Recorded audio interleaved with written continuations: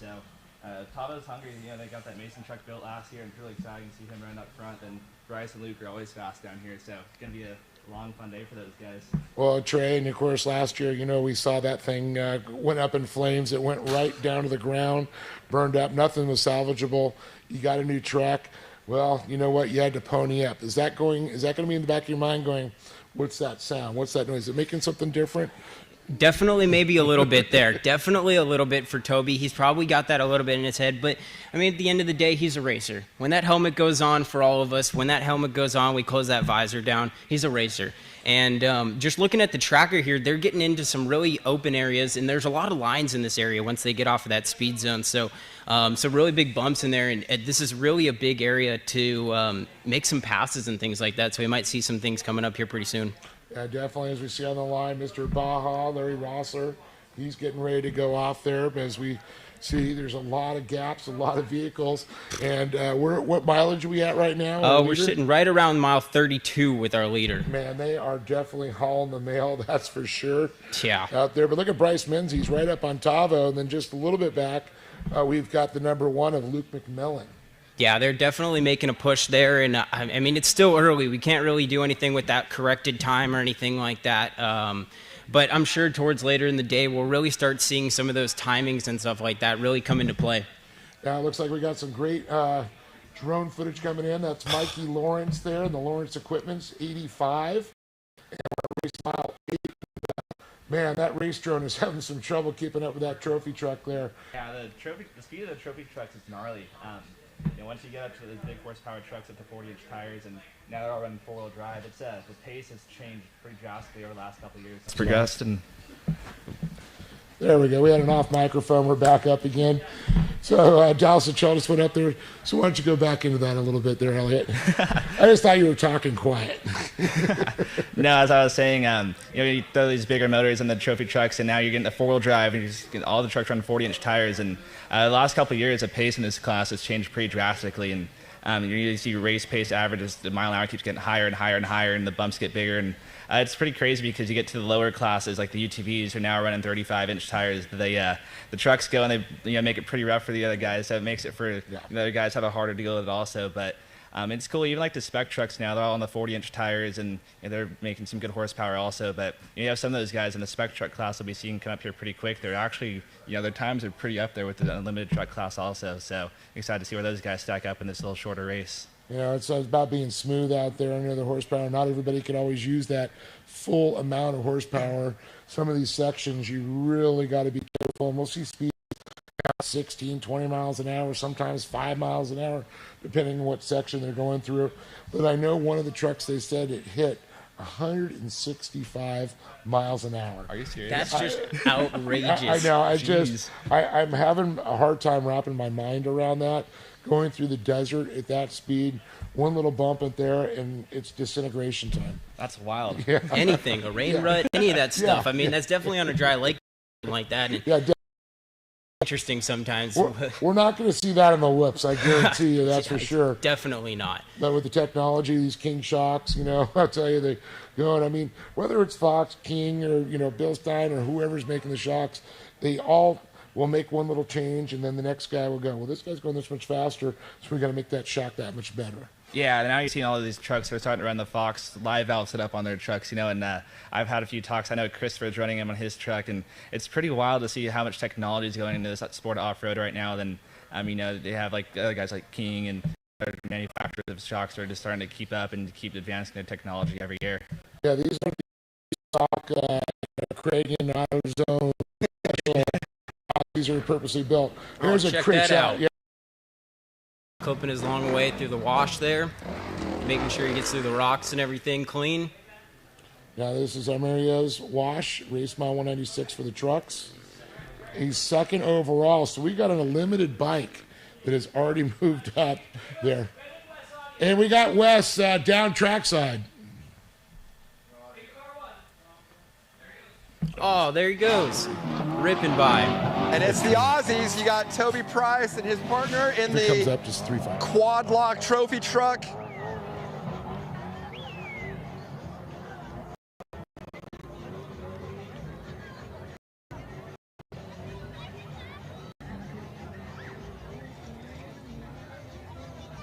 Got a drone. Yeah, it looks like Mike is, let's see, that's the number 50? Number 50 truck. Is that Tracy As he Graff? heads out on that the Graff? dump road, Graff and trying to keep traction under that thing. I believe, hold on, let's take Yeah, I believe that's Tracy Graff. Double check. the drone videos are so cool, especially when you see him chasing the trophy trucks like that. And then all the footage these guys have put together here Cool. is pretty wild. And why am I not seeing a 50 on my list? So let's see if we go down here a little bit. Let's find the 50 on tracking. There's 38 to 69. We're back deep a little bit there. All right, so we've got the second truck coming through right now. It's the 21 truck. I believe that's Vida.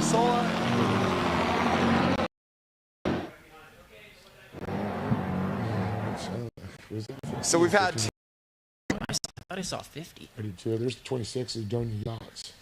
Yep, Dave Taylor. Dave Taylor, yep. Donia Yachts. Little race drones. They got them all tweaked out.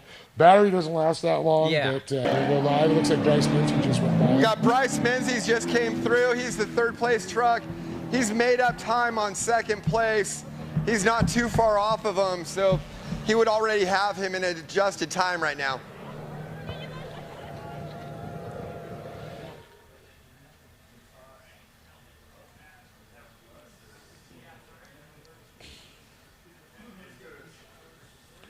Great shot. Awesome shot of those guys heading up Zoo right there. Bumps, you just see that truck working. I figured I would have saw a little bit more spectators you see at Zoo Road like that. It's kind of sparse. I see a few people out. Yeah, this is the lower end of it. Oh, the you can lower see, end, yep, okay. you can see some people there. There gonna it make, is. yep. So he's gonna make this big turn out onto the dump road right there, big graded road right there, and get back up onto the whoops.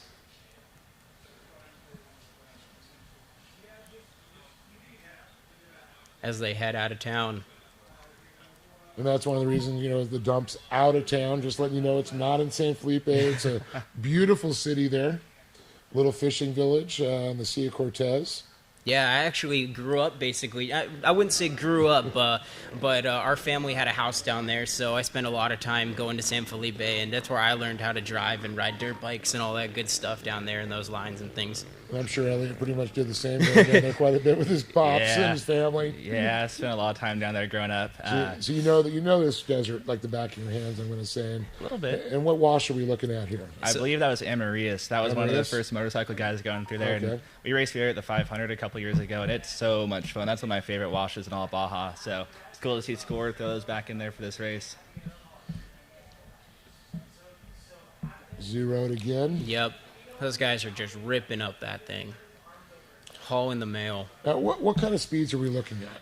I'm guessing we're probably close to 100 miles an hour going up that thing in a trophy truck. It's outrageous going down that thing. Yeah, what would you be in a class one? Class 1, probably around the same, About the 90-ish, same? 90, 95 miles an hour. I rode with Brock Dickerson a couple years ago in San Felipe, and we were doing about 105 down that thing. But then that's when so we were nuts. going down the hill, down the not hill. going up. So, yeah, it's pretty crazy, though. Those things are just a work of art. And I know we got the trophy trucks out there. We're going to have a lot of, there's a lot of UTVs we're going to be seeing too. Elliot, what kind of speeds are we going to be looking for the UTVs there? UTVs, those big bumps, it's a little slower, probably between 50 and 60. I know the unlimited class now. Up over 90 probably. Down those big bumps, I don't think we'll be Yeah. getting that fast, maybe a little lower, but 75, as you get 80. going across the lake bed and stuff, you'll see speeds up over 100 miles an hour. I know there's a couple new cars out there, they're breaking 100. And it's, So we're for here a right now. production We got the UTV, fifth it's place pretty truck coming through at race mile 35.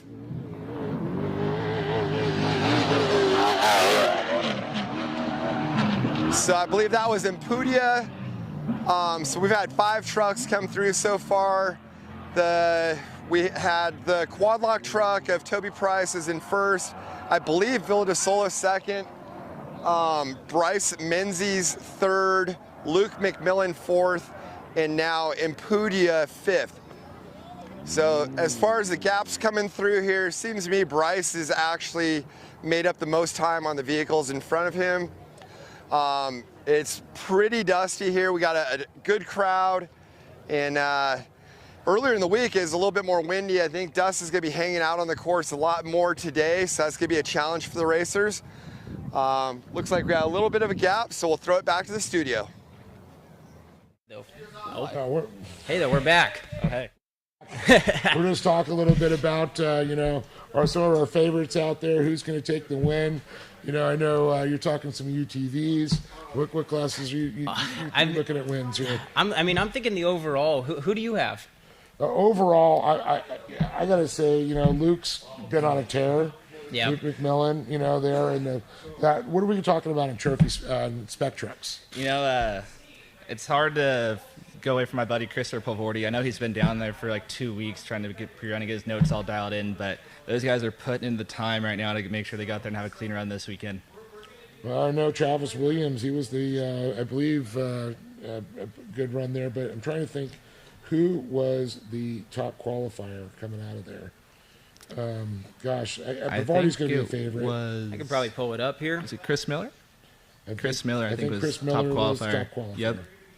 So good there, but man, Jason McNeil, former defending champion. There you go. I'm thinking Jason has a good chance at it again with Christopher being in the run with him. Most definitely. It's such a stacked class for that spec truck class. And to have 43 trucks out there this race, that's a record-breaking race right here for all these guys. And then the Herbst boys, they're fast too. I don't even know if I could call this one. Yeah. This is incredible. I'm looking down here, Santiago Creole, Pulvordi, looking at Jason Colvin in the Hawk. How about Mason Colin? Yeah. Yeah. And we also got Ray Griffith. He's starting in second up there. And Ray Griffith. Yeah. The class is stacked. And Davis, boy, I'll tell you, that's a family you can't count out. Nope. But they'll be going off here very shortly. We got some Class 1s there. We actually had some good numbers in the Class 1s. I believe there were, 9 of them? Yeah. Let's see here. It's been a while. 1, 2, 3, 4, 5, 6, 7, 8, 9, 10, 11. That's awesome. Yeah, that's awesome. I'm a through-and-through buggy dork, and it's all right. Big buggy guy over here. Yeah. So these things, I have a special place in my heart for the Class 1 cars. Yeah, definitely. It's always a good one. We got them lined up there. It's good to see Cody Parkhouse down here again, too. And it's great. There's a great shot going. And see if we can get a number read on this one here. Who do we have there? That truck's just working through the bumps. Coming into this chicane here. And that's something you got to be a little careful not to blow those turns. You got a little bit of, is that a 20-something? We got 29L. 29L. That is a Legends truck. That is Jim Anderson. We have another bike coming through Amaryllis. 793X. That's a Ironman bike. Oh, man, he's up there. 793. That's Juan Zanino. And so that might be our overall for the Ironman class. I believe so. I believe he's running up there. Another 3X was still running out front on the bikes. And it's pretty cool just to see all those different lines. You can see that line off to the right there in San Felipe, and that's just something that really makes San Felipe, right? Yeah. It's just known for the whoops. Yep, for the whoops. And all those lines as well is really going down there and doing your homework and pre-running and finding those lines around all the whoops and things like that and ways to get around people when you are in the dust. And, our top 5 are all stacked up, so I'm sure they have all the lines that they need. We still got trophy trucks running through here, and let's see if we can get a number on this one. Is that a spec truck? Yeah, I was going to say, that might have been our first spec truck. All right, Aaron, we got another truck coming. If I can get a count on when we're going live, that'd be awesome. Spec is class 1 and 2. There's 45 of those things. We're going to be here for a while. Well, we had Wes. Unfortunately, we're back here, folks, and great shot on the dump, I can tell you that. We've got another truck coming through. Verdosa Senior. Yep. So that was Villa de Sola. I believe that was our first Legends trophy. I'm not 100% sure on that, but that looked like 1T or 1L. So I'm going to say that was the first Legends truck.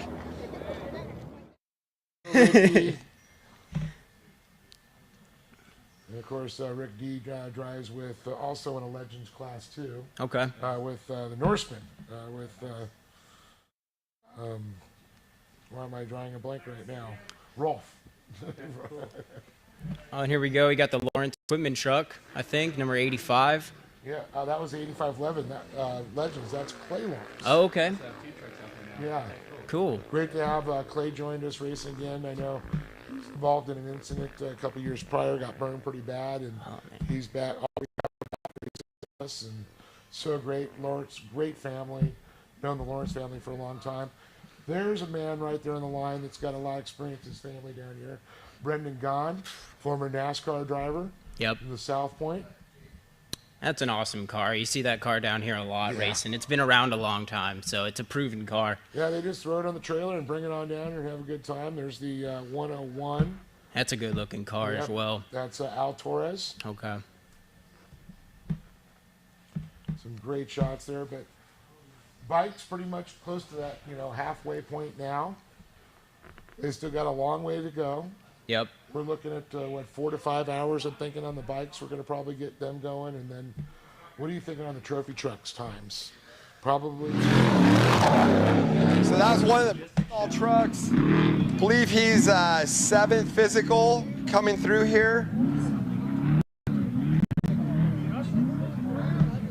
Just judging on time gaps, I'm going to say it looked like Menzies and Luke probably are adjusted, but it's good there. But they are starting to gap out the pack already. We've got quite the crowd here. It's getting pretty festive already, so I think a couple more hours here, it's going to be getting wild. We've got a lot more cameras down course, so we'll throw it back to the studio and give you some updates from there.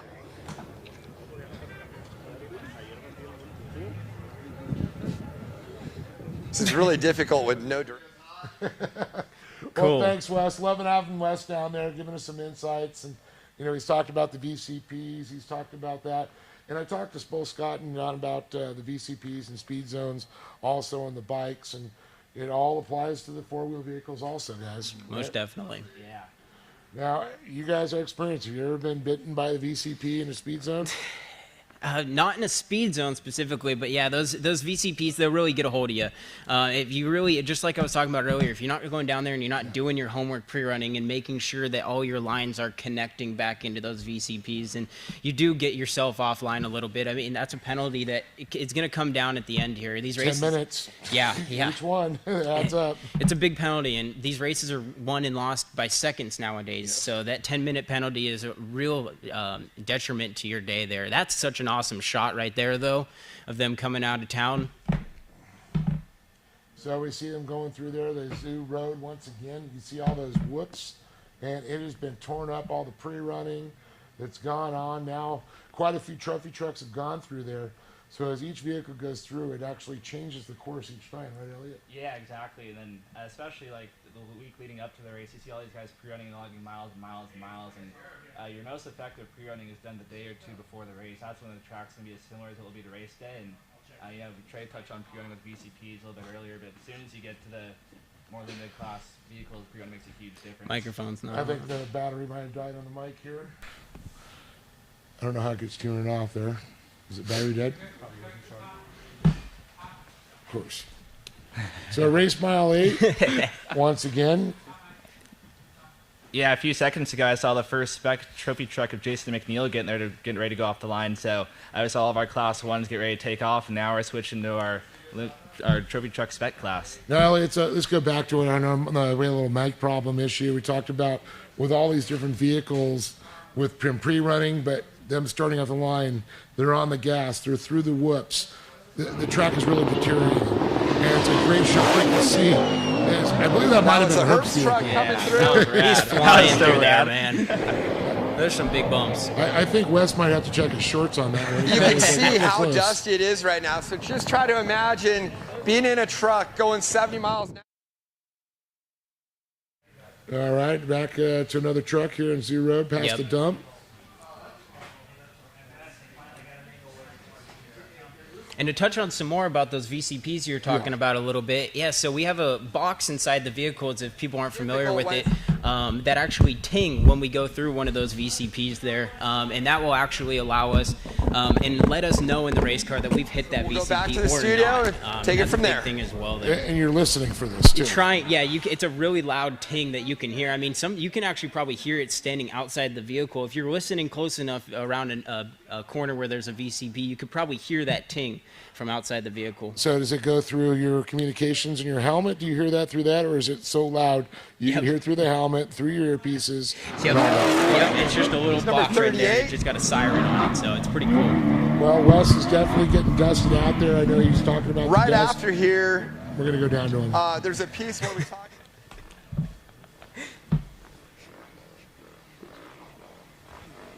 And there's the 114X there. Let's take a look here at Dropping off Limited. that rock ledge. that's Eli Ramirez. That's a gnarly little drop off there, I got to say. Yeah, definitely. With the Cameron soft Steele, sand and that shale the rock Desert dropping in there. Assassins, number If you don't get that a 16. little bit right, I need my rugged fresh air kit out here with my helmet with the dust. So yeah, it's really crazy because we've been out on the course all week and the wind was just blowing all the dust off, and today it's hanging a lot more. So we'll go back to you guys.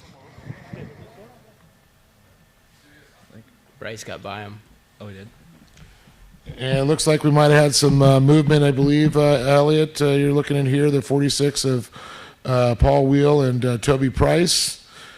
Now, Bryce Menzies right up there. It looks like Tavo's dropped back a little bit, and Luke McMillan up to third. Is there anything going on? No, he's still moving. Yeah, I saw Bryce and Luke. Looks like they both got around Tavo. Looks like Tavo is still moving. His tracker looks like it is updating. So not sure if they both squeaked by him on a bad line or something like that. But right now it looks like Toby Price and Paul Wheel and the new Mason truck are holding it down up front. Damn, Bryce is coming up quick behind him. They're getting down, coming down into that tight wash down there at the bottom, back through those mountains and everything. So, be a pretty good area. And here we can see a Class 1 car coming in through the whoops here. Oh, getting a little sketchy. I was going to say, that looks like you can see a little bit different. I mean, I know they're running the same setup and suspension, of course, in a trophy truck as the Class 1. Is that just not dialing in the suspension correctly? It's a little bit different with the transaxle in the rear. You have the independent suspension all the way around. You don't have that solid axle pushing through. The rear motor versus the front motor? Yeah, things like that and stuff like that. It's just the weight transfer of things. They just didn't react differently. But here we go. We got our first quad, it looks like, maybe coming through Amaryllis. What's his number? Oh, that is the 1A on there. That is our defending champion for them, and that is 1A is... Is that Park House there? That is. Yeah, you can really see what the one car is now going through, how big those bumps really are going down when you're off your first few miles of the race. So it's pretty wild. I know the new Jimco cars like this have been running big 40-inch tires like the trucks, but you saw the first car that went by is probably running a little smaller tire. You know, the older style Class 1s are still on 37s, 39s maybe, but you know, the big new Jimco cars are all on that big 40-inch tire that makes a huge difference down here in San Felipe. Yeah, tire size is such a big deal down here and everything like that. To be able to fill those holes, and there's another one of those Jimco cars there running on 40s like Elliot was saying.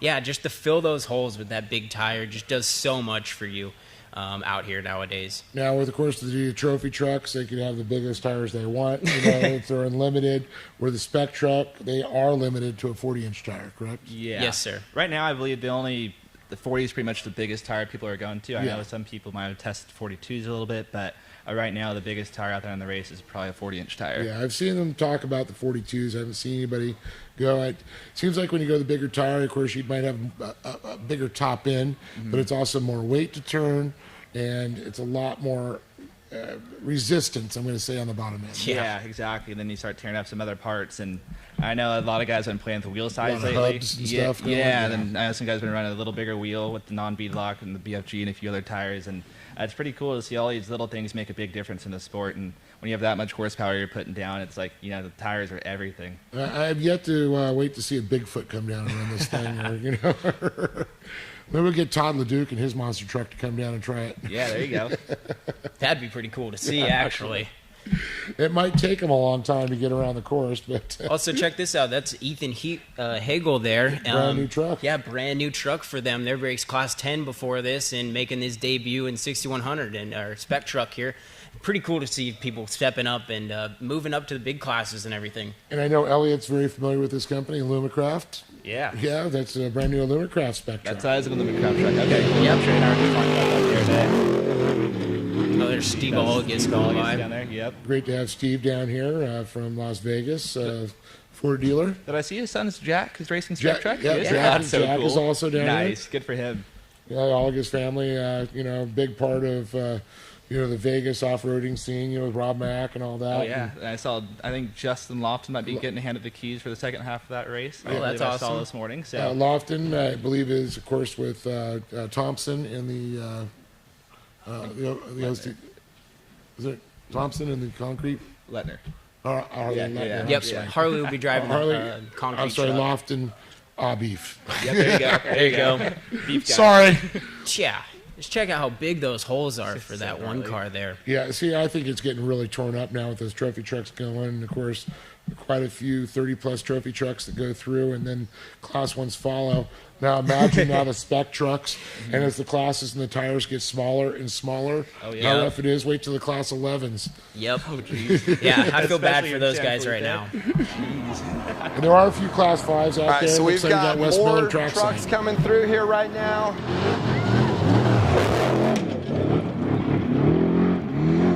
You see a lot of them are taking this left line right here, just past where I'm standing. The course brand. 5 cars in front. Not fair. I lost my card. Yeah, it was a great shot there. You can see Wes right in the action down course side. Man, that's such a cool drone shot that we have there. Only it looks like we have a spec truck that already up to the McNeil? back. Oh, Oh, there's yeah. Jason Jason McNeil. The Fiberworks back machine. Yep, and looks like he's already caught up to the Class 1 cars there. So just Yeah. a few miles in. And Jason, I believe, was the 2021 defending champion. I And believe so. he Yes. lost it. Yeah, he made the switch over to the Tisco truck also after that year. So he was driving the Geyser before, and I believe Mason Cullen ended up with that championship-winning truck. Oh, okay. Then I'm pretty sure. Then McNeil got into the Tisco truck, and been a little bit of a learning curve, but they're still making it work. So I know he's been down there testing a lot out at Placer City and getting used to the new platform. And they talked about that a little bit. That's Aaron Voll right now we're seeing in the middle wash. The 18X. Great shot of him. Little pop it over the top. And you guys have a little experience riding in the 2 wheels and playing a little bit there. And I don't. I'm way too goofy to ride a motorcycle. I'm way too goofy. I've definitely had my I experiences. know Trey has. I thought out you of there. for No, sure. I'm way too goofy. Out where you live, you got all that cool riding out there at Yeah. Plaster City and Yeah. Akatia Wells. Yeah, no, Brock Hager is actually like one of my next door neighbors. He lives Yeah. a couple houses down, and growing up, we'd always just go and take our UTVs out to after school. We'd go for a few mile ride out in the desert, and now is go out and to Akatia there and go get a pizza out there, a little restaurant, and been making a little routine. So it's been fun. I love living down where we're at. So we just saw the 263 spec truck there, and just trying to find out where that was. Or was that 223? There's a lot of them to look through. That was actually EJ Herbst. Yep, and then there's Yeah, Justin Davis right there, and you can see a Class 1 car right in the mix with all of them. So it's going to be a battle for those guys heading up the whoop section up out of town, and they're bumper to bumper, man. Look Dude, at already, this. I know. Yeah, it was Jeremy. I don't know if he's sharing duties driving with them or co-driving I'm or not sure. co-dogging or Yeah. saw Jeremy down there. Yeah, and we just saw the Tigers driving that coastal truck, so they have a couple Baja 1000 wins here in this class, and that is a very, very professionally ran team. So I'm curious to see where those guys stack up. Also, Yeah. Yeah, Coastal, I believe, is that JJ Snars, one of his I trucks? think Elijah Kiger. Yeah, Elijah? Kiger. Okay. Yeah, the Kiger I know team. there's a couple of them out there. And this is such a cool shot. You got the motos going through there, but and going back to the trucks now. Saw a quick glimpse of Christopher Pulvorti out there. He's racing the Mason Optimum Batteries truck. So the Mason Motorsports, they built a 4-wheel drive trophy truck, unlimited class, and he's driving one of their spec trucks. So curious to see where those guys all stack up. But it's really cool to see now all these spec truck guys are stacked on top of each other, and it's one truck after another truck after another truck. And Christopher made a little mistake in qualifying. Qualified, I think he was 8th. So he's gonna be hungry and just trying to push to the front of the field quick. He was 6 off the line. He was 6. Yep, Okay, cool. yep. 6 off the line. Yeah, So I he did got move up there a little bit. We got another Herbst truck here. That's looks like EJ, the 263. Yep, that's EJ 263. You can see I'm directing there with the flags there, trying to keep them on track on Zoo Road area. Yeah, and just such an awesome view out behind with the water there, the Sea Cortez, and there's Coleman. Coleman. Yep, Yeah. Jason Coleman, Ibach Springs. It's a good-looking truck. I had a chance to talk to Jason down at qualifying. I was real excited about this course and all the changes, and great job of quad. And that just gives you the example of how torn up it is already through that wash.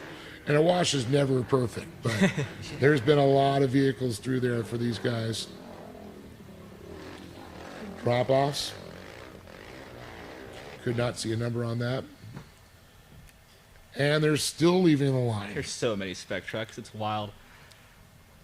Yeah, still have a lot of classes to head off the line today and get us all started up. Juan Herrera in the 226, he's off next there, and another great shot. And this is just a prime example of like how the shocks work in these trophy trucks and spec trucks. And it's like a lot of people say it's like riding on a couch. Yeah. I wouldn't go that far. Well, I mean, compared to a UTV, Dude, well, trucks even are the cheating. UTVs, but Trucks are so yeah, cool. it's so easy compared to it. And the bike guys, they try to dance on top. But I think the quads is probably be the toughest one. I know. I was like, John, these guys are about it. They're like, man, the quads, they never know where to go. They were saying, you got the big trucks, they got their wide spots. The bikes gets in the rut. Yeah. Where's the quad fit? You got to kind of straddle. Yeah. Yeah, I'll pass on that. That just sounds like no fun to me. And one thing about quads, they'll catch you if you get off them. They'll catch you and hit you a second time. Yeah, And then they maybe a chase third you. time they Yeah. chase you down. Yeah, no thanks for me. So I have a lot of respect for those guys that do it. And that's an example about finding that perfect speed through there as you just dance through the whoops. Whoa! Yep. A little bit on the bike. You can see how silty and dusty it's getting torn up there, guys. And that's one of those Brenthal trucks, and it could be one of their arrive and drive programs that they do. I don't know if they're doing anything here for San Felipe. Oh, yes, they are. Okay, they yeah. had an incredible turnout for a Okay. couple of the guys. They're providing the pit support, some on their own, some they just maintain for some of the drivers, Yeah, some and they transport. yeah, and that's a super cool program that they've set up there to allow people just to come down and experience this without having a big team or anything like that behind them. And I'm waiting for something like Jim is going to be doing things, I think, now with the new ownership. And unfortunately, with the passing of Robbie Pierce, God rest his soul. Yeah. Race in peace, Robbie. It's great to see the new program. The guys have really taken it. Raphael and the boys have a new direction. That's awesome. That's really cool to see people pushing the sport. It's what we need. And there's the Iron Man, Brandon Wright, out making it happen there, our defending champion in that class. And Oscar Flamonte. I've actually got to ride a couple times with Brandon. He's quite the rider. He's quite the rider down there. There is There's another one of more. those Brenthal trucks, and I know this year, pretty recently, they all made the switch over to Team Yokohama, so they're going to be running the Geolander tire on all their trucks. So pretty cool to see Yokohama get involved with that big of a team. And that was a 775 Iron Man, and I'm seeing, it's Tanner Janeski. I should know that. Yeah, Tanner, Baja 1000 Iron Man winner. Look at how big those bumps are. Do you remember him being that big, Trey? I don't. I don't. I feel like every time I go back down there, they're just bigger and bigger. And it's. I remember a couple years ago they tried to blade down that road there, and it just ended up making it even worse. Honestly. They look bigger than this UTV. delay, on and it. everything's like off. It's ridiculous. You Yeah. have no idea. I know you guys spent some time driving with Honda and down there and winning a Little bit. championship for them. Yeah, 2020 Unlimited UTV champion, so pretty cool thing, So been away from Baja for a little bit, just trying to get wrapped up with school and all that fun stuff. But I'll get my engineering degree middle of May, the weekend before the Baja 500, and I'm thinking we're gonna have our new Honda Talon debut down there for the 500. So You still doing some stuff with Jamie a Campbell little and bit, Raceco yeah, and stuff. so Okay. New car is coming along, so it'll be fun. I'm going to go race in the unlimited UTV category again. So trying to, it's been a couple years since we've raced for that class down here in Mexico, but should be fun to get back down there. Looks like maybe that might have been the last Brenthal to go off the line there. A few more vehicles still to go. We're still in spec truck, guys. Jeez, it's crazy, crazy to me. There's so many of these guys out here, but that's just going to make it for an even better day of racing. I mean, you could have someone like we just saw Travis Williams come by, and he's a fast driver. He could be up there at the top based on the corrected time towards the end of the day today, which could really throw a wrench in some people's races. Of course, Travis out of Arizona, and I know Jeff Knupp, Luke Knupp's father is working with them and the boys, and see them. And I know Luke, one of our young drivers, came out of short course. He's in a 10 car. Is he driving or riding? I believe he's co-driving. Okay, Yep, cool. he's going to be riding. Good for him. I saw that post this morning also. That's super cool for him. And it's like seeing there. I believe that's Pat Sims, the mustache that went by. I'm working on mine, as you can see. You got to give a Dude, little you look wax, a little good. lip. Thanks, man. I appreciate it. I appreciate it. I like the stash. Thanks, man. But yeah, I mean, you can just kind of see there with how big these holes are. Like we were talking about a little earlier, down this road, the holes are just so different and everything. And we just pulled up the tracker here, and you can see you got Toby Price and Paul Will out front. They're killing it. Actually, absolutely having a great day. And we got Luke McMillan behind him, so he's really done a good job. Made it past Bryce and Tavo. And Tavo actually got a position back because Bryce has dropped back a little bit too. And you got to wonder, I mean, Bryce has unfortunately had some adversity over the last couple days down in San Felipe. Poor guy. He's pretty much, I'm going to call it thrashed. I know they'll probably rebuild it, but the pre-runner's done. He had an incident and another one where he got into a little G out. And I saw that. Yeah, wash. poor guy. I know. Especially leading up to a race, and you have all the stress and pressures of trying to get everything like packed up in the chase trucks, logistics all planned out. Then throw a wrench in your plans like that, and risk getting hurt, and your co-driver in there also, and it makes for a very, very stressful couple days leading up to race day, I'm sure. Yeah, I'm wondering if that was a shot from the mini summit from the tower. I believe that was Andy Kirker, and that's where some of the bikes and the quads were going to be going, where we have done a bypass now. And how do you feel about that? How do you feel about the bypass there? Man, one, I want to see it be challenged, and I think it's great the bikes, quads can still do it, but the fact that the trucks, if somebody gets stuck, it's going to ruin an entire race. Mm-hmm. And that's where I have a problem with it. Most definitely. I want to see everybody have a good, clean race, and I think Score made a good decision getting that bypass in there, personally. Yeah. So, I like the idea of a bypass where it's an option line. If someone's stuck in there, you do have the option of going and getting around it. You're going to go longer. Yeah, but I mean, Now it's better it's than out. sitting there stuck behind guys for an hour or two, or even all day. I could. Or 5 hours or something. Sideways. Exactly. Yeah, Now and you look can at just this. see how gnarly it is in there. It's so cool. This is it. That's third place right now. Or 3X, I'm sorry. 3X right there, coming through, leading the race, going through. And of course, the 3X again, that's Sarah Non. Dang, look at all those rocks. And you got, when you get a forward vehicle on there, and you get a rock, it's like, okay, it's a little slip and slide. You're on two wheels, and you hit that rock, it's either going to go roll right, roll left, and you got to be ready for it. Yep, definitely. And then the back tire, it's going to jump from left to right with a little power. From my experience, I always know that if you go through here with a little bit more momentum and kind of kick those rocks, the bike's going to keep on going straight. Hopefully, at least. Unless the boulders the size of a basketball. Yeah, you try to not hit those ones. Yeah, I don't know. I have a whole new respect for guys at Rockcroft racing King of the Hammers a couple years ago. It's so And there's Jack Olagus gnarly. there going by. Yep. In his Foxback machine.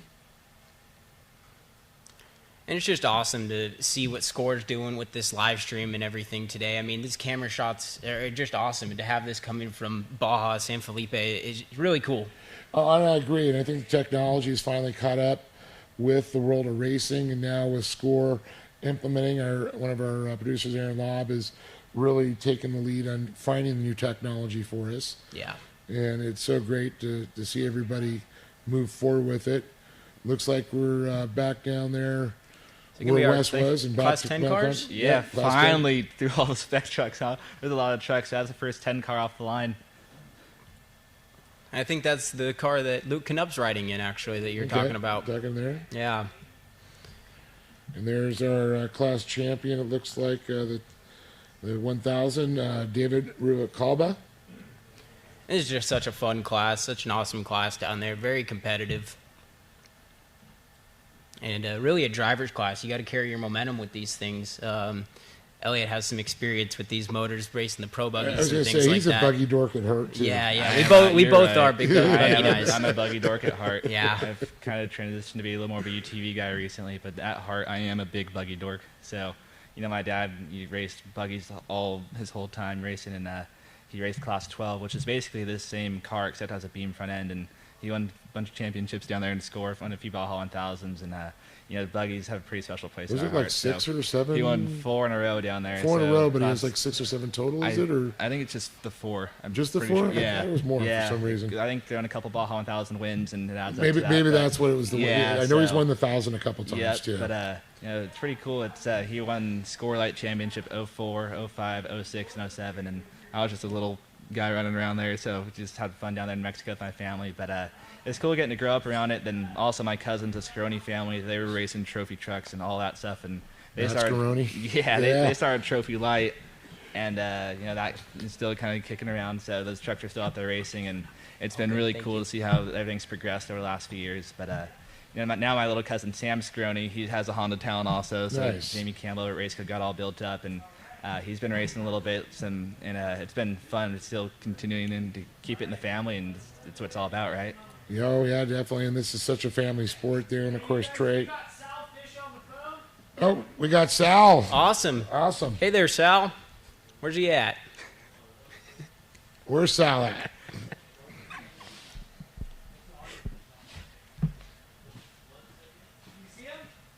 Not yet. We've got no signal. A couple of technical difficulties here, but sounds like we're bringing just the Selfish fact on. that we can have this live beamed from the studio, or to the studio from San Felipe, all this coverage we're doing, it's so great with the technology. I know we're going to have a Zoom call with Sal. Yeah, just awesome, like you were saying. Yeah. No, we see no signal. Check external input or select another input using input button. That's what I see. I see myself on TV over there. Oh, you're in San Felipe, dude? Yeah, no, I'm in San Felipe, yes. Jeez. I throw my voice rather nicely. Now it's a black screen. Now it's...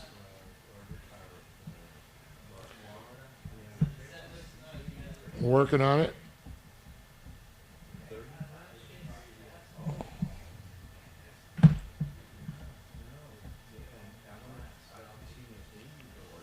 So we're got nothing. Cool. Cool.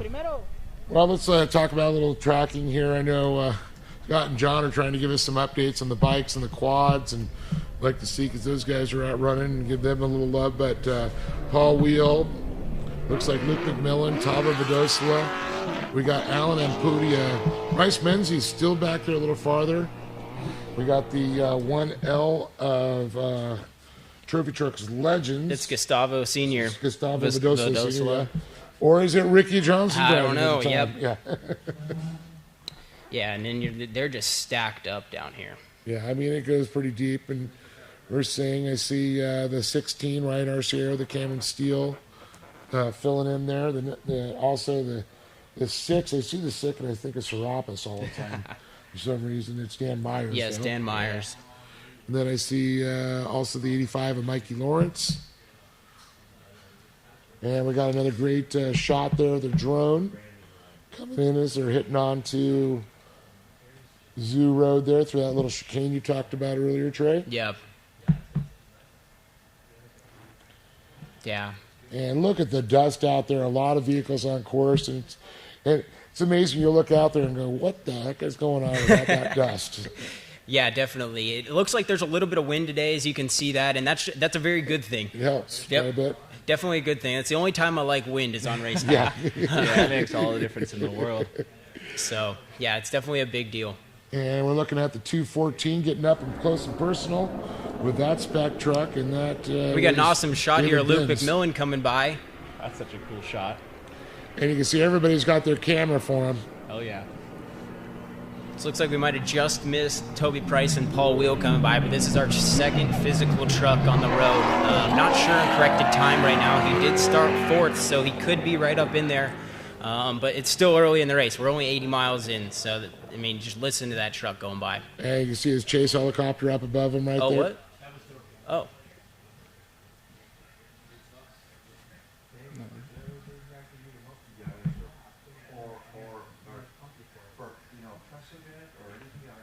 I swear I saw the big number 1. Yeah, they make no one in front. No, we see nothing. Oh, there he is. There we got Sal. Sal and Dan. Cool. So we're going to bring in Sal Fish right now, the former president of Score International. Hey, Sal, how you doing?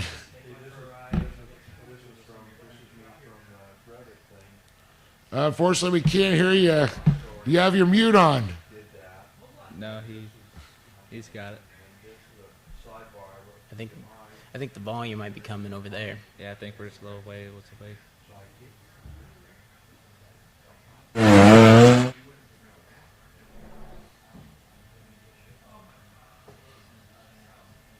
Sal, unfortunately, we can't hear you on our end. They're working on that, but tell it just 1 second, hang out. I know you're probably having a great time, and just want to let you know it's such an honor to have you as our 50th anniversary of Score Grand Marshal.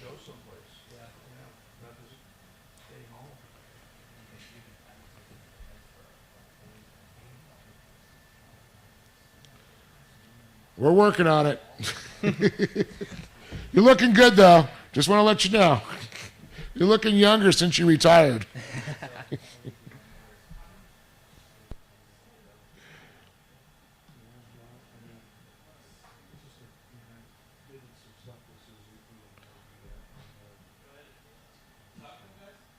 Sal, can you hear us okay? You can hear us, but we can't hear you. That's what they're working on. We're going to probably have to have you call back and try again, Sal.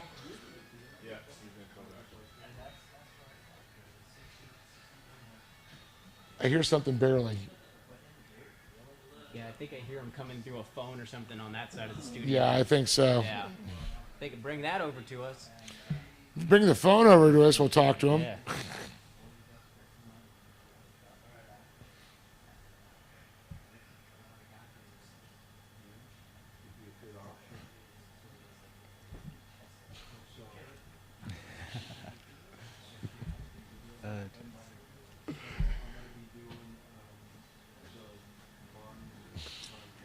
Well, we're trying to get a little communication. We're working on it.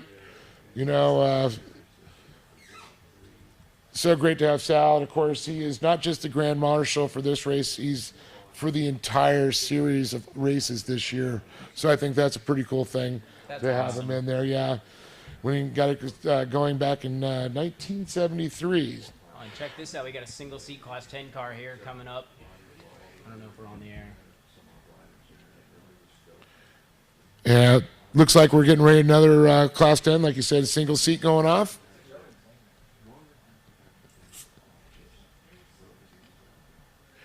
And it looks like the 1020 next coming off the line here, and that is, look through my paperwork, Carlos Guillen.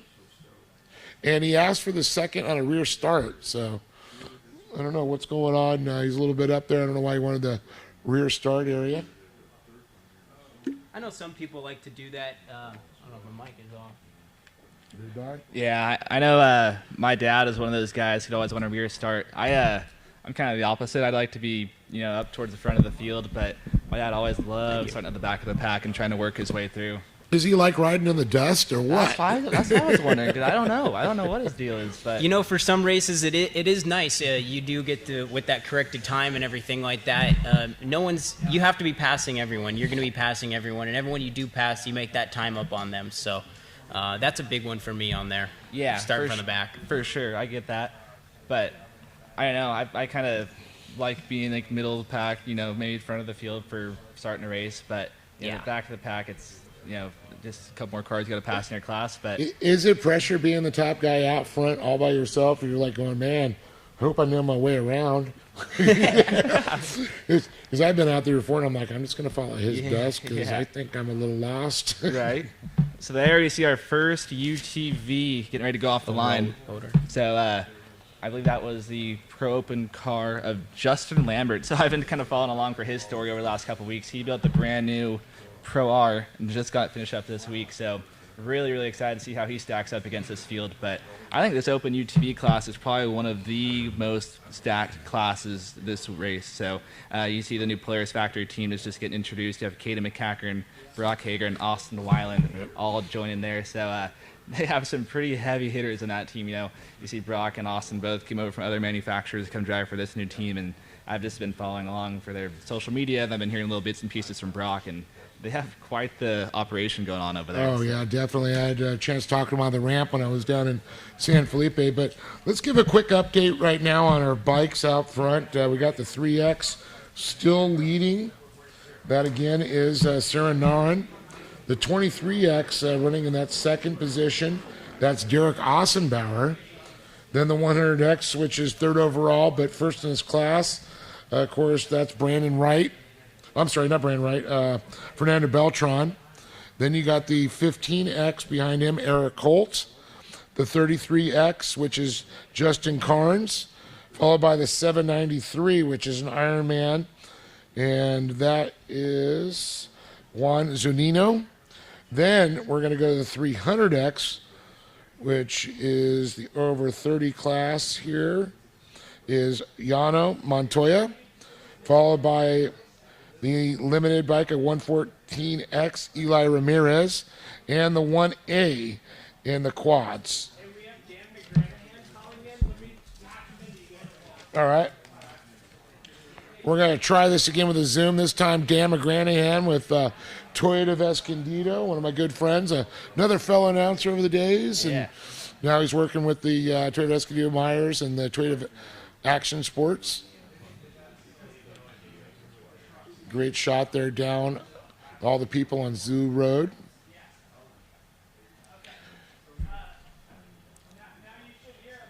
Oh, we got Dan. He's got that checkered hat on. He's enjoying the Mexico life down there in San Felipe.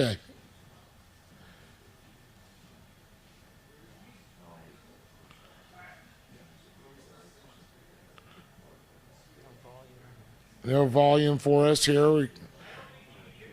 Can you hear us there, Dan? Give us the shaka. There you can hear us. Yeah, now we just got to hear you. That's the big thing, bud. Need the other half.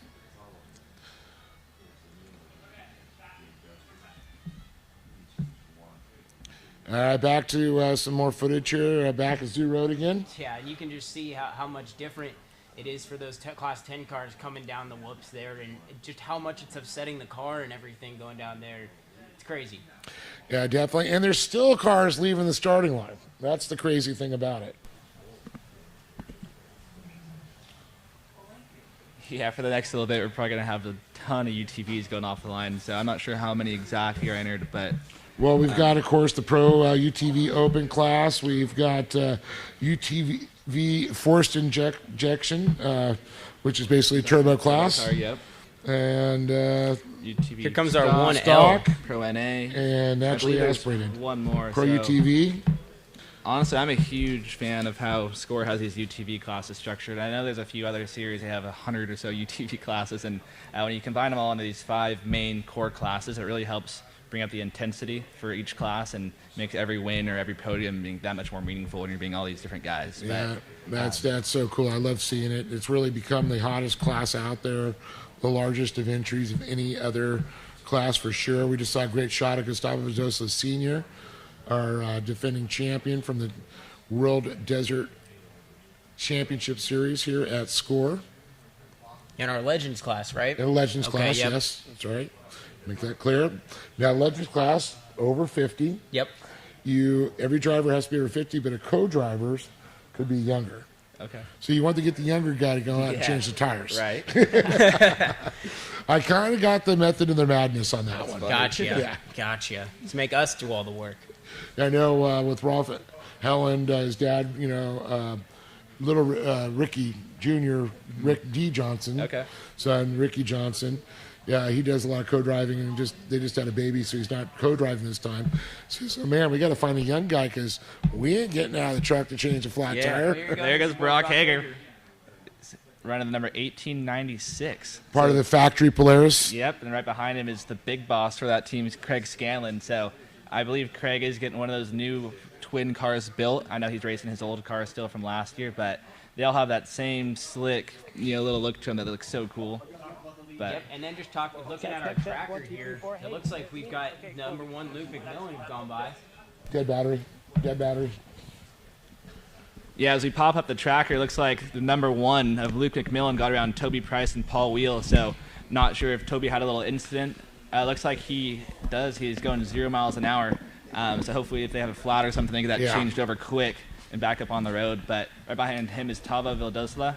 I think that's going to be a very, very tight race between Luke and Tava if those two get out front and get clean air. Yeah, what we were talking, I know Luke, he's been on a tear. He's been, so consistent, and, I mean, it's showing right now. But we're still early on the race. He's probably up, 95 to 100 miles into it right now? I believe so. 92, okay. So we just saw 88 miles is where the Paul Wheel vehicle was, Toby Price. And, of course, Tava Vidosla is going to be coming up on quickly on him. Awesome. Another great shot. Quad going through that wash. It's so great, all the washes and the arroyos that you go through. Just the terrain is just so beautiful. Yeah, that's what's super cool about this San Felipe 250 is you really get to run all those washes like you're talking about, Amaryllis and Guadanote and all those different washes down south. They're all so different from each other, but all so beautiful. And I believe the bikes get to do a Tomy wash too? Yes, yeah. They'll do the lower half that of the Tomy. Lower half, yep. Which is a really cool area. Super cool. There, yeah. Yep, super cool. Beautiful rock ledges and everything like that. Just the geography of the area, geologically, it's beautiful. Looking at the tracker here, I don't know if Paul Wheel and Toby Price have completely stopped or not. They're sitting here for about 3 minutes at 0 miles an hour, and both Bryce, Tavo, and Luke have updated to go past him. So, well, it could just be a flat tire, or it could be something major. You never know when it comes to that. They're out there. We wish we could have a drone or a camera every inch of this, but it's going to be pretty hard logistically to get everyone out there. Yeah. Fingers crossed it's just a flat. Another great shot. We see that's where we had... it's our boy Christopher. That was Christopher Pavardi, Christopher Pavardi ripping by there. One of our factory Ford Racing drivers. Yep. Optima Batteries, some of our great sponsors we have. Well, I see Dan McGranahan there. Dan, I don't know if they're going to turn the TV volume up for us to hear you or what. I bet you're sitting in a really nice Toyota, though, a Toyota Escondido. And he drops.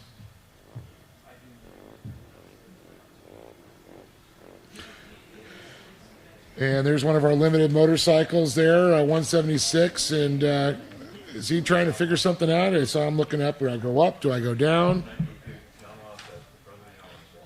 That was Austin Cummings that we saw earlier.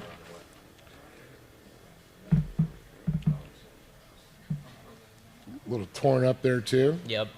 Also, Paul's tracker just dinged again, and 0 minutes ago, 0 miles an hour. So let's hope and pray that they're just got a flat tire and it's not anything crazy and they can get back going today.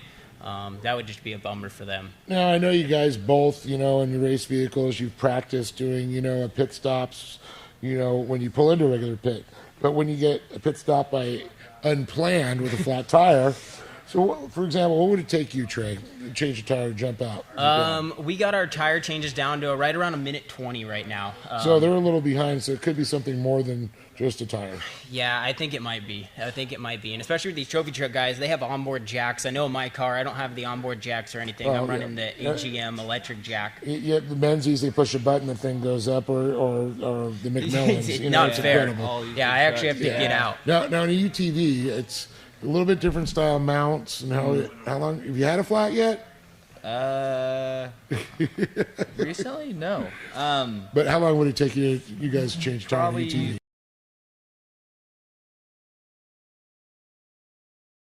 Got a flat last year at that race in Barstow.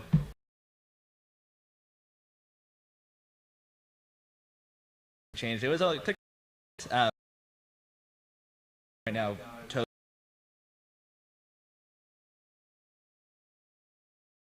Yeah, he's been with quite a few people over the years. Yeah, then guys.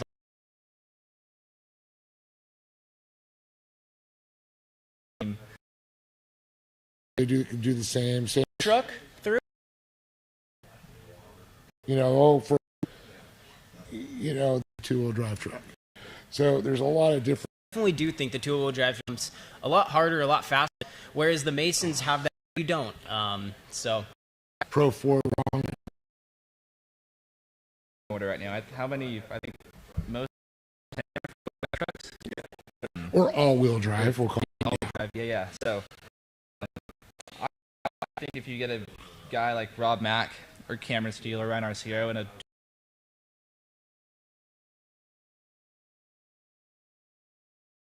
guys are driving 120%. Hold back. Like, does Luke hold?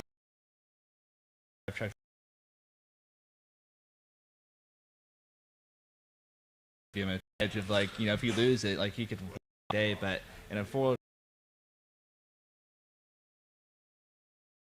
Heli up in the air. It looks like a herb.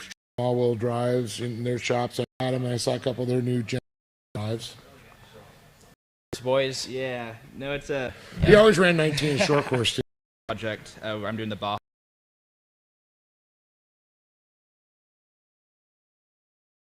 It went such a long way.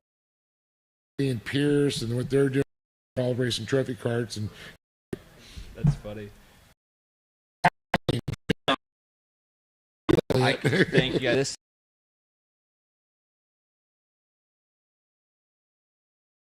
Yes, and it's crazy. In other classes, turbo.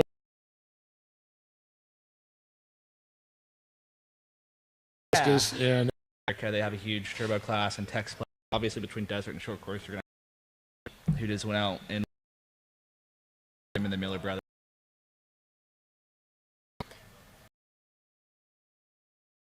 He won the one the year before and broke. Mm-hmm. And it's chips fall. Got all the bad juju out. That family's been involved in also races and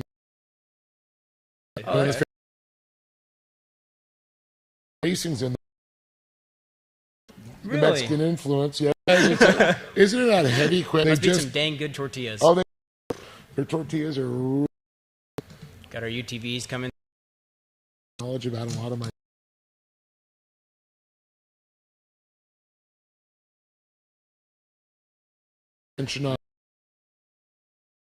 Yeah, please don't confuse us.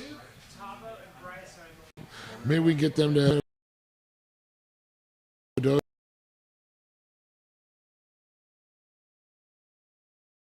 here averaging mile. Yeah, they're just hanging mile. right out. Is that a little bit of strategy? It's hard until you have to really your day stuff like that. So I always. There's our loan over 40.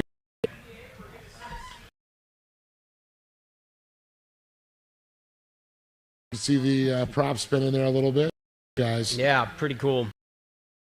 Look at was, that. Nice thing, and it just sounds so good. This camera is. Funny. I just love Harley's.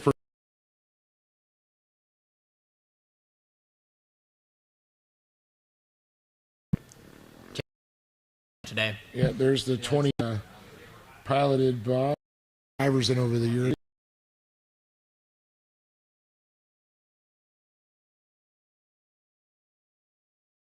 I think it might be. Pretty good looking car. And him for a couple of years. I believe the guys at Glass. That. That's Him out there. limited, guys. Jet chips, dude. That was I got handed 3 chips and 1 bet for overall. He is classes. Options. I know. I'm and Ron Amp's in there.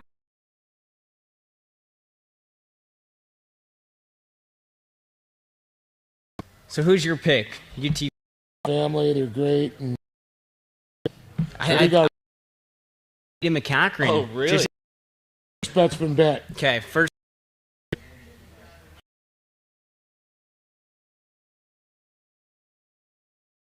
some awesome in this Jones. class. So Adam level. Tough one. Let's take first hot for okay, Trey. How? Yesterday.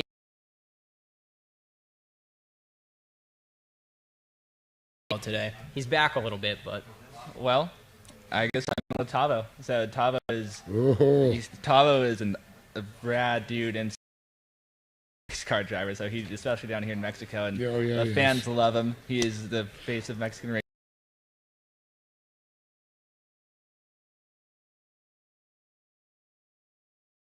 That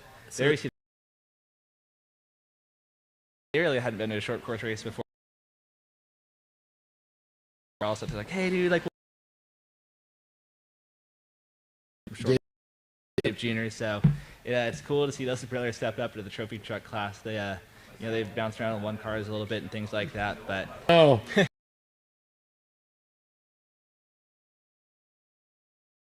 Mark, and we last 12. it's my dad. I bet he's down there helping Christopher Pavoርቲ for the weekend. are just insane that they put on them. And they didn't have them like that back in the day. Now they've extended with the bigger shocks, right? And the towers, and it's like.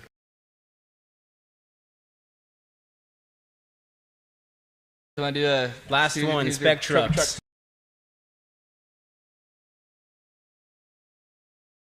For this one, Chief.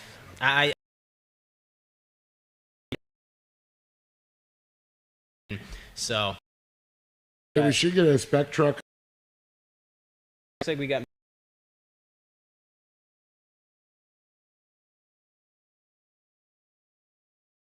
That's a good pick. One. Section here.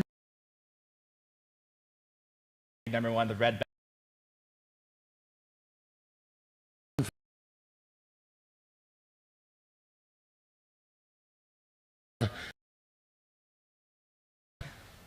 Again, oh, that's awesome. I always say my bike guys.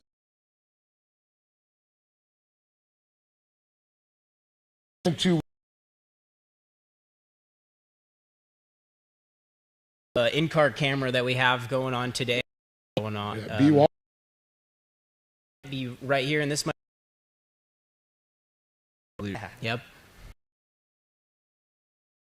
Yeah. Look at this, and look at the big bowl.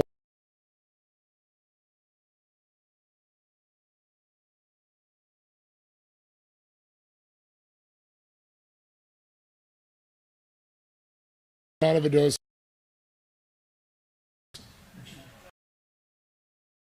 At the out there right now.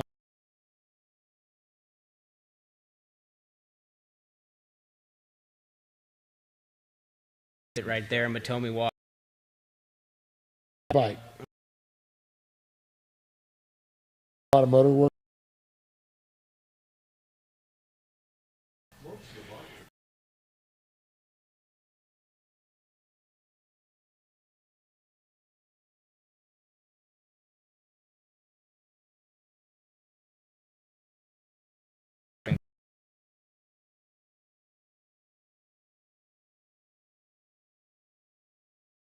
Rad.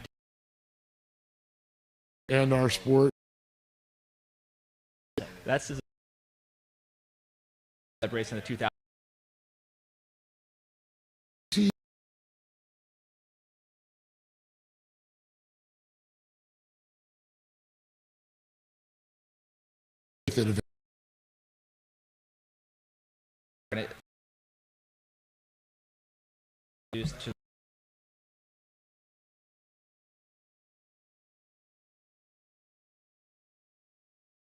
With the Jackson Racing.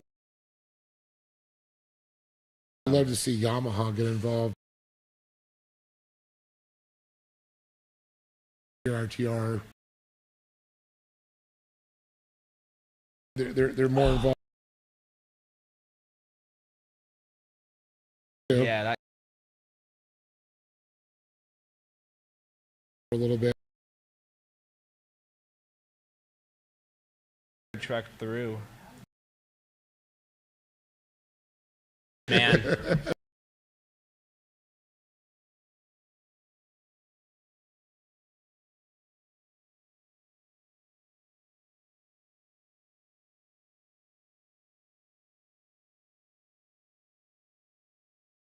Right now. So, Tavo's got some ground to make up, but it's still These issues or problems, and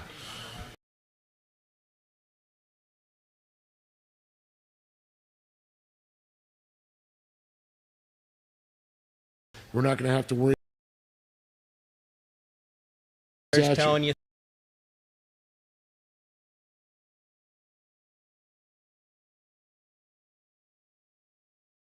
there you go. You got a ram body on that truck. Yeah. Looks Oh, no, nice. wait a minute. That's down.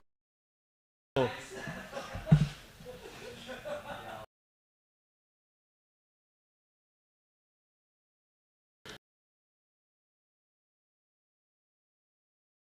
Yeah. But a lot of the big, just to keep an eye on them. Look how big those bumps are for that car. They're running probably a 33-inch tire at the beam front. Still, it's weird because they're a longer car kind of, and it's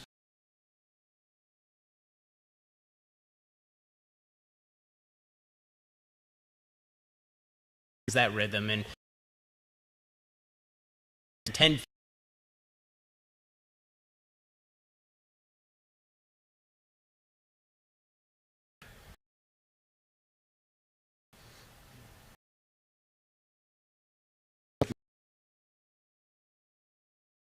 getting pretty bad. I talked to. Cars out and stuff. What do they call the Class 5? Stock original. Someone.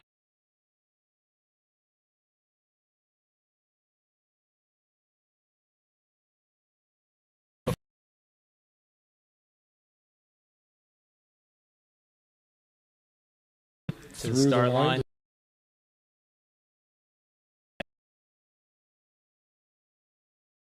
We touched on. Well, let's talk. Yeah.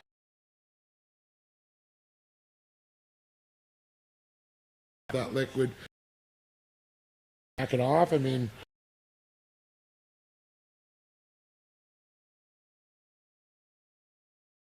Similar to that.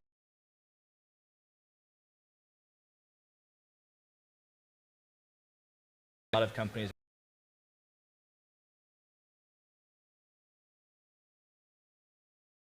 And they've rented 4. Exactly. Yeah. For 6. it is a shorter race. When you're here, look and things you with the shocks and everything. Okay. Yeah.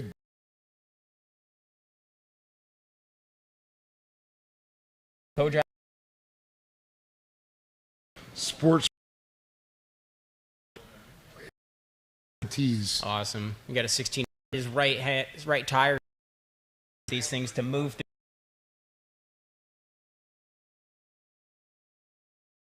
In the middle. Yep. And they're So that makes sense. Can you guys? Stuff like that. They'd always say the expert guys smooth way through.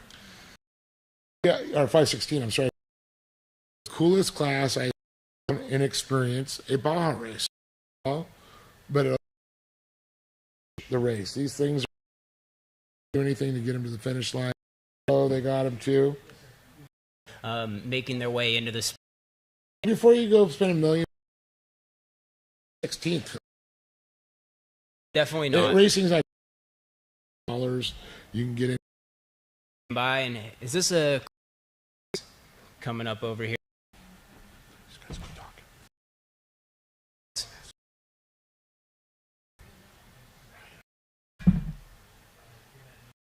This is the Jimco Hammerhead.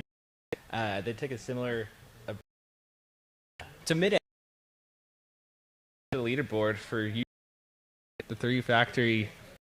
See how that all pans out then right now. 12 here. We're just coming right now. This is one of the rougher sections, and see those whoops right there. You got to kind of pedal through this. These are probably almost up. Roll through here. The mini summit.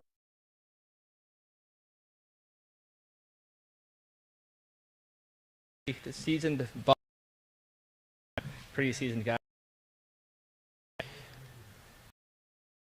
So they've been. Ferguson has been playing with it. I don't like it. A turnaround like that.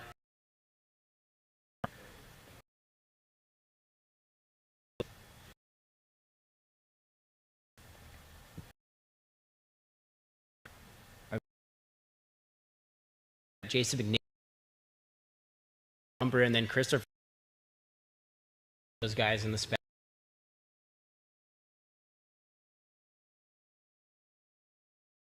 Man, heck, how are those 11 guys were all gun ho for the mini. This is down south. Yeah, we're gonna bypass them. No, I think I'm cool to race down. I saw camera truck looks.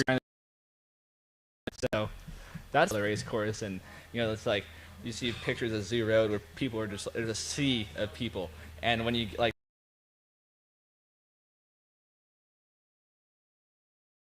See pictures, but when you're like out there driving,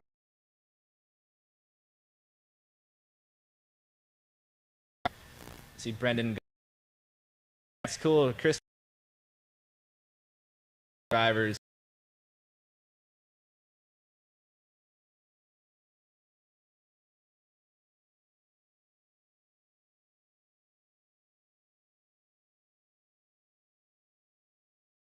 This like compact.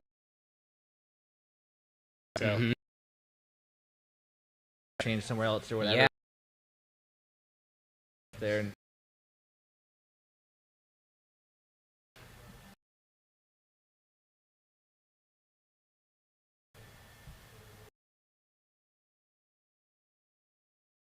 okay, cool. Well.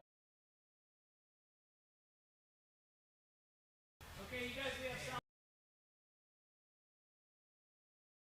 fish.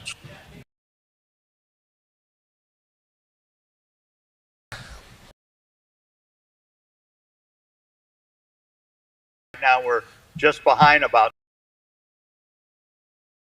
Police have done an incredible. It's going to cross. Up. Yeah.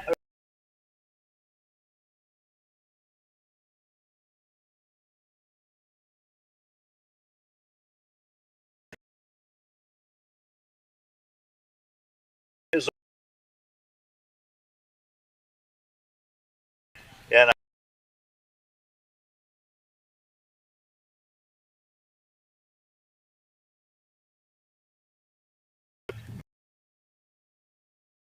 100 horsepower. I had the green flag. Don't remember who.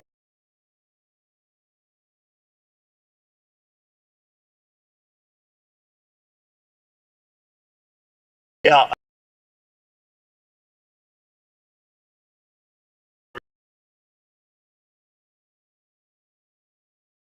It's remote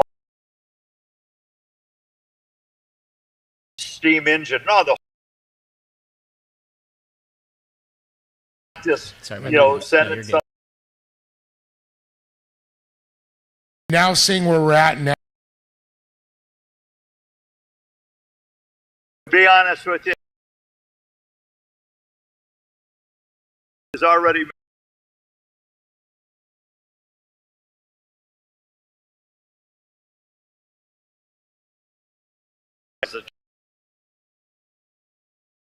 And the 5 years ago,